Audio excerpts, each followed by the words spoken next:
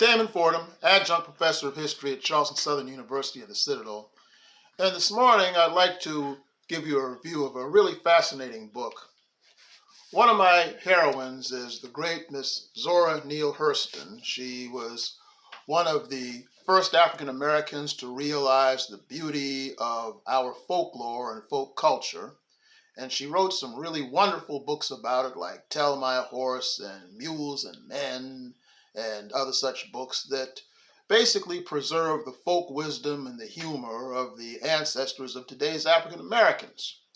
And because a lot of that's a lost art today, and I think a lot of us should really be grateful for that fact that she kept these things from dying out to the graveyards. Well, she was also an essayist too. She wrote about a lot more than just folklore. She wrote her opinions about the politics of her day, as well as being a reporter that captured a lot of really interesting events that would have otherwise been lost to history. So Dr. Henry Louis Gates, the grand historian, along with Genevieve West, have gone through the archives to collect her essays in this book called You Don't Know Us Negroes and Other Essays. To say that this book is fascinating is an understatement. It collects basically previous uncollected articles of her. Some of it includes some of that great folklore that she preserved over the years, things dealing with the sanctified church, also known as the Pentecostals, voodoo rituals, that sort of thing, as well as the folk stories that have been passed down to generations. And along with this, she writes her opinions on a number of subjects. And one thing that's really interesting, she does these essays based on her witnessing the trial of Ruby McCullum down in Florida around 1952. She was accused of killing a white man who made sexual advances toward her, and so Zora covered the trial, as well as getting opinions about it from the black community. And that's a fascinating piece of uncollected history that's been lost through the cracks over the years. Really good story to read. Now, where things really get controversial is, among other things, she deals with a lot of the sacred cows of the black community. For example, she writes an essay where she is basically satirizing Marcus Garvey and the Marcus Garvey movement of the 20s. And for those of you who don't know, that's the black nationalist movement of where Garvey wanted to organize a black superstate in Africa that we could use as a power base. Well, she satirizes that idea in one essay, but yet one of the short fiction folklore that she uses in the book is from Garvey's own newspaper, the Negro World. Kind of a contradiction, right? So she also speaks about both the political left and the political right. She has an article in there called Why the Negro Will Not Buy Communism, where she points out something that you have to really consider, the fact that a lot of people on the political left who claim to champion black causes, she said, well, a lot of them don't really understand or study black culture to begin with. And so this is where they often fall short of their goals in trying to recruit black people to their cause. Plus, she says that a lot of their ideology is just simply foreign to black culture. For example, the issue of atheism versus the fact that many black people, the vast majority of black people in America are Christian and such.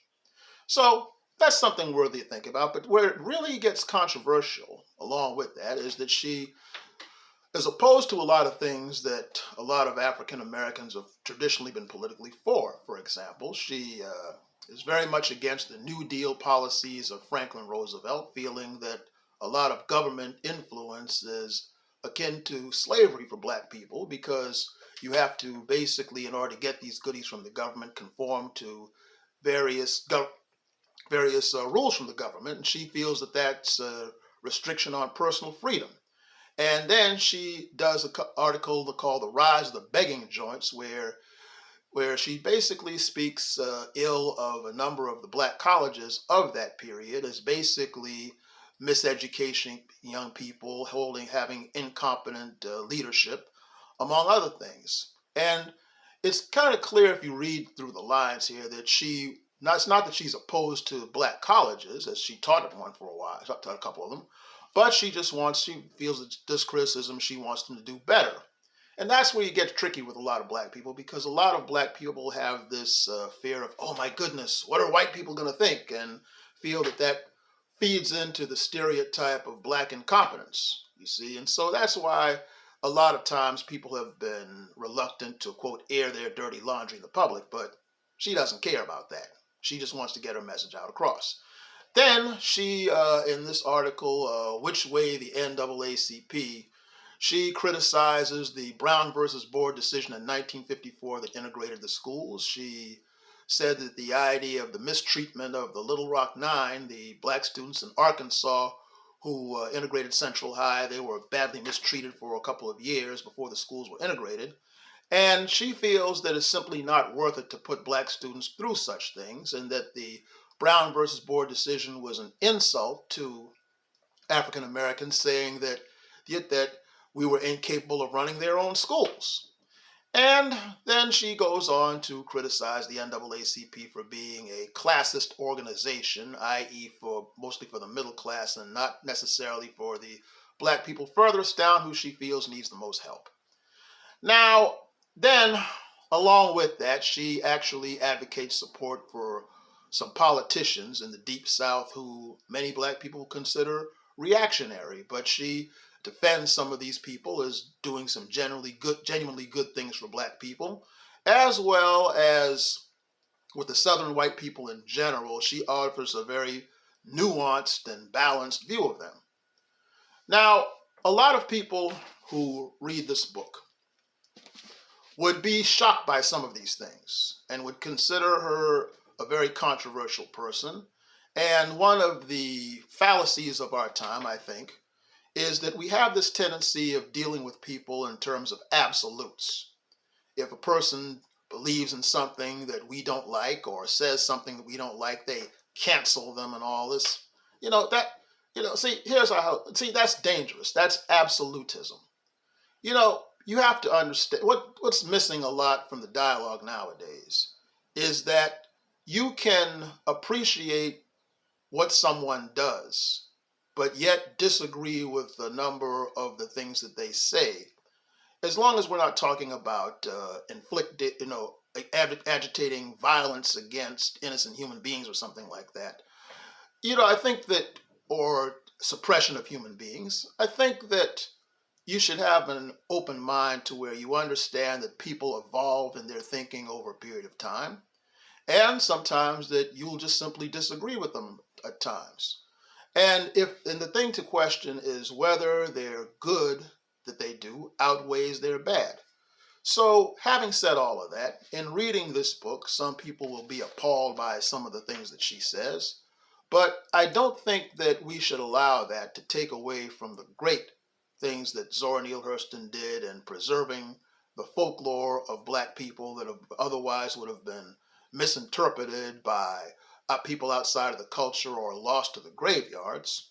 And one of the things that you can say for Zora Neale Hurston is this: she did not follow any party line. She thought for herself, whether right or wrong. Malcolm X once said that he could respect somebody whether they, even if he thought that they were wrong, as long as they were sincere about their convictions. And things I think that we should get from Dr. Gates and Ms. West's book about Zora Neale Hurston is that we can appreciate the complexity of human beings. We don't have to always agree with them, but do they make us think? And do they make us think for the better or for the worse? These are the things that we have to weigh in mind, and it challenges you from going for this idea of thinking of a person as 100% good or 100% bad. So I say this about Dr. Gates and Ms. West's compilation, Zora Neale Hurston, You Don't Know Us Negroes. Read it and think. This is Damon Fordham.